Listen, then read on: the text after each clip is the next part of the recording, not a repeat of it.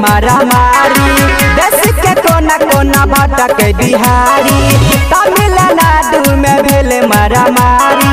देश के कोना कोना भटक बिहारी, कुछ न करे नीति सरकार, कुछ न करे नीति सरकार। सुना मनीष पत्रकार, तोरा से करे सब ई गुहार। भैया मनीष पत्रकार, तोरा से करे सब ई गुहार।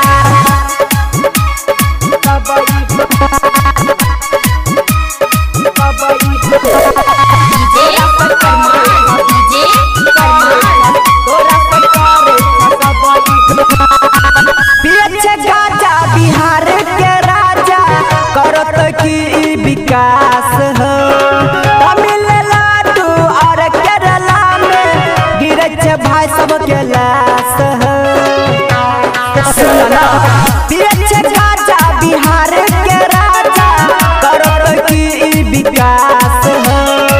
तमिलनाडु और केरला में गिरे छे भाई सब के लाश हो।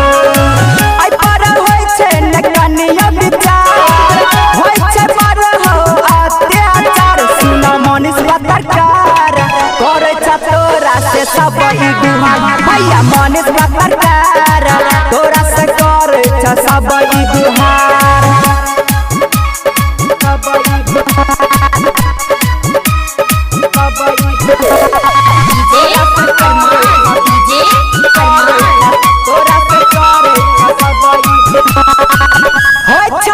गुजरात में जेना ओही ना होय छे आज हो।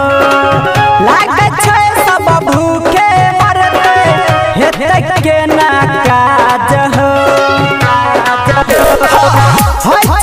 गुजरात में जेना ओही ना होय छे आज हो। लागे छे सब भूखे मरते, हेतै के ना काज हो।